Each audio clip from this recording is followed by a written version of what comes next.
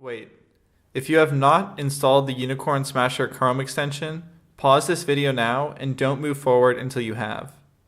And if you have installed the extension, great work, we're going to keep moving forward. In this video, our task is to find a product that we can run through our choosing a product cheat sheet. Now you can download this cheat sheet as an attachment to this video, or you can find it in your resource packet. And I am very excited to show this resource to you. It is something that Eric and I have spent a ton of time creating, and it's going to save you so much time when you go searching for a profitable product idea. The purpose of this sheet is to be a very quick way for you to decide while you're looking through potential products whether they have a lot of potential and you should save them so later you can do a deeper look at them, or if you should skip a certain product and your time is better spent looking at other products. And what's so cool about this sheet is it's interactive. So instead of having to print it out and write on it, you can just click here, type in the product name, and then as you look at each of these criterias, if the answer is yes, you can check that box off, or if the answer is no, you could check that box. And the way the sheet is designed is you're looking for a product that you can answer yes to all 8 of these questions. And if for a certain product, one of the answers turns out to be no, you should stop right there and go look for a different product. We've carefully selected all 8 of these criterias to be essential. So you're looking for a product that passes all of them. Although this is going to take some time up front, the advantage of doing this is you're going to save a ton of time down the road. This means you're only going to take a deep look at products that have already passed these basic criterias, and it gives that product a much higher chance of being what we're looking for. Now I'm going to explain to you a little bit about each of these 8 criterias and why we chose it. And don't worry if you get lost at some point while I'm explaining this, because after I explain why we chose these criterias, we're going to pick a product online and run it through this worksheet. So you're going to find out exactly what I mean by each of these and how you can use them. The first criteria is 5 of the top 10 products have a BSR between 2,500 and 25,000. Now this thing called a BSR is something that's going to be very important to us when we're looking at potential product ideas. What it stands for is bestseller rank. And it's a way for Amazon to tell us how well is a product selling within its main category. So I'll give you an example now. Let's say we're looking online and we're in the pet supplies main category and we find a special dog leash. And this special dog leash has a BSR of 500. What that means is in that main pet category, this special dog leash is the 500th best-selling item in that category. The reason why it's important to look at a BSR that falls in this range is products that have a BSR that's very, very low are making a lot of sales, but it also means they have a lot of competition. And on the other end of the spectrum, products with a very high BSR may not have a lot of competition, but they're also not selling very well. So we're looking for products that fall in that sweet spot in the middle, where they're having enough sales volume that we can make money if we were to sell a product there, but they're not too competitive where it's going to be very hard for us to compete with other people. The next criteria is none of the top 10 products have a BSR below 500. And this has a lot to do with what I just explained about the BSR.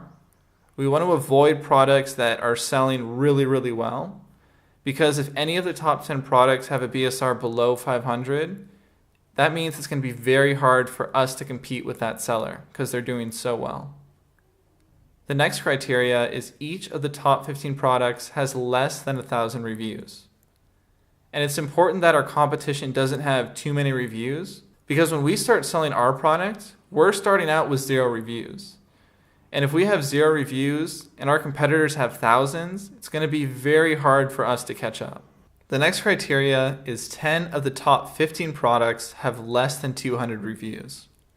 And the reason for this is we don't want our competition in general to have too many reviews, because if they do, like I mentioned with the last criteria, it's harder for us to catch up when we're starting out with 0 reviews. The next criteria is we're looking for a product that sells between $15 and $75. And we chose this range because you don't want the selling price to be too low. Otherwise, there's not a big enough profit margin where it's worth it for you to sell that product. But you also don't want your selling price to be too high, because that means you have an expensive product, which increases your risk because you're spending a lot more money on inventory. The next criteria is the product is durable and unlikely to break while shipping. The last thing we want is a fragile product that's going to break by the time it arrives at the customer's doorstep. Next, we want a product that's not too big, because that's going to save us a ton of money on shipping costs when the product shipped from China to our Amazon warehouse, and then from the Amazon warehouse to our customer. The last criteria is the product does not violate any copyrights or patents. And this is very important because if it does, we're going to run into a lot of legal trouble. Now it's time to find a product that we can run through this sheet. And to do this, you're going to want to open up an internet browser. From here, we want to type in Amazon bestseller list. And what this is it's an incredible tool that Amazon created for us that shows you all of the best-selling items in each category. And to get started, we're going to want to think back to the category we chose in an earlier video. So if you remember, the category I chose was pet. So I'm going to be clicking on the pet main category. But for you, you're going to want to click on the main category that you chose earlier. So now that we're in the pet category, we're going to see a list of items. So if we look here, this bag of cat food has a number 1 next to it, and that means it's the number 1 best-selling item in the pet category. Or in other words, it has a BSR of 1. Now if you remember from looking at our sheet, a BSR of 1 is way too competitive. There's no chance that we're able to compete with that. So we want to look for products that have a much lower BSR. So we could scroll through this list, but all of the items here have a high BSR. 15 means that this item is the 15th best-selling item. And we're looking for products that have a BSR at the very least that's lower than 500. What we can do then is look at the category's subcategories. So in the main pet category, we have a list here of all of the subcategories that live within it. For this example, I'm going to click on the dog subcategory. What we have here is the best-selling items in the dog supplies subcategory. But we could care less about how well the product is selling in a given subcategory. All we care about is how well is that item selling in the main category. So I'm going to pick a product here as an example. Let's use this dog training collar. And here it's number 6. So that means in this subcategory of dog supplies, it's the 6th best-selling item. But you're probably wondering, how do we find out how well this product is selling in the main pet supplies category? To do that, we want to click on the listing and scroll down until we find the product details page. And then we want to look for Amazon bestsellers rank. And we're looking for the number in the main category. So the main category that I'm looking at now is pet supplies. And in that category, this collar is number 8. So that's still way too low of a BSR for what we're looking for. So I'm going to go back and I'm going to try going a subcategory deeper. So we're in the dog subcategory within the main pet category. But now within that dog subcategory, there's a bunch of subcategories that live within it. Don't worry if it's a little confusing right now. The more you play with this, the quicker you're going to understand how it all works. Now I'm going to click on the collars, harnesses, and leashes category. The deeper we go into these subcategories, the lower the BSR number is going to be. So I'm going to pick one of these as an example. I'm going to look at this reflective harness. And I'm going to scroll down. And here we can see that the bestseller rank in the main category is 578. So in general, that's still a very low BSR. but according to our criteria sheet, it isn't below 500, so potentially it could work for us. So now let's say we want to run this product through our choosing a product cheat sheet. How exactly do we do that? Well, the first thing we're going to do is look at the product name, which is a reflective harness. And I'm going to open up a new tab and type in Amazon.com. And now I'm going to type in this product. It's a reflective dog harness. And now we're going to see a bunch of products show up that are all reflective dog harnesses. So let's look at our criteria sheet. The first thing we can do is enter the product name. And this will help keep us organized. Next up is 5 of the top 10 products have a BSR between 2,500 and 25,000. So let's find out if the answer to this criteria is yes, they do, or no, they don't. So the slow way to do this is to open up all of the top 10 listings and scroll down until you find the BSR for each of them and see if they pass this criteria. But as you can imagine, this will take a very, very long time. And how we can save our time is by using the Unicorn Smasher plugin.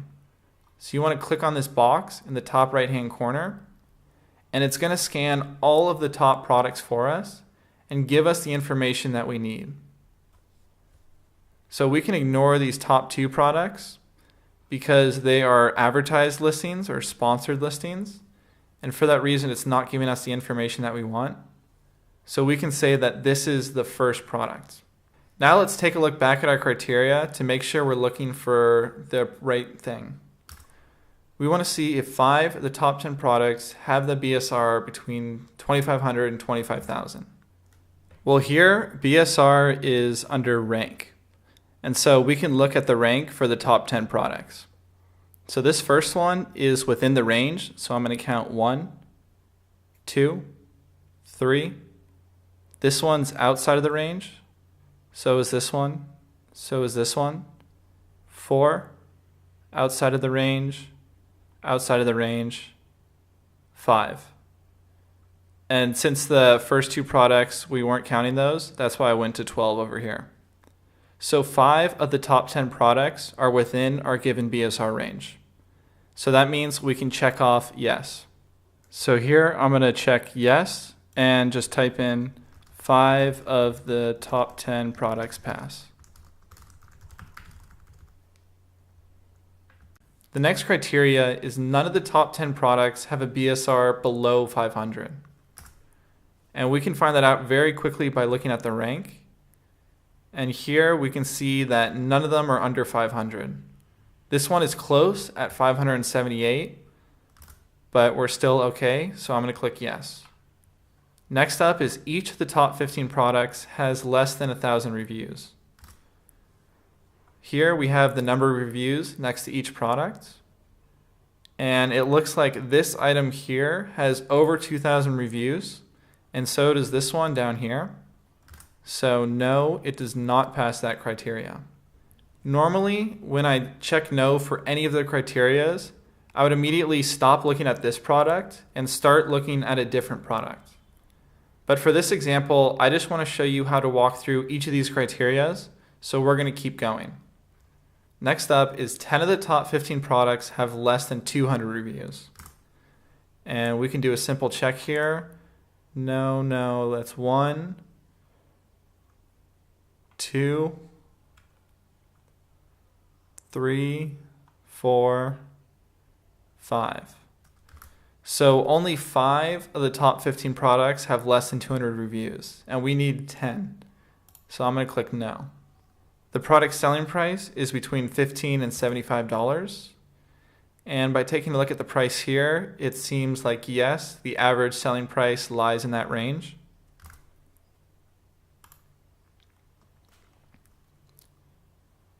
The product is durable and unlikely to break while shipping. I think we can say yes for a dog harness. Now we need to find out the product size. And to do that, we're going to have to exit out of Unicorn Smasher and click on one of these listings. And we're going to scroll down until we see the product dimensions. Here it's saying that this product is 5 by 5 by 1 inches, which is smaller than this criteria, so we can click yes. And finally, the product does not violate any copyrights or patents. Further on, if we decide to do a deeper search in this product, we can more thoroughly look to see if it does have any copyrights or patents. But for now, for the dog harness, my gut is to say that yes, it does not violate any copyrights or patents. But if we were to look at this product more closely, we would want to check that further before importing it. So that's it. We've run the reflective dog harness through our choosing a product cheat sheet, and it passes 5 out of the 8 criterias, which in our case is not good enough. It has to answer yes to every single one of these questions for it to be worth us saving this product to do a deeper search later on. In this video, we found a product and ran it through our choosing a product cheat sheet.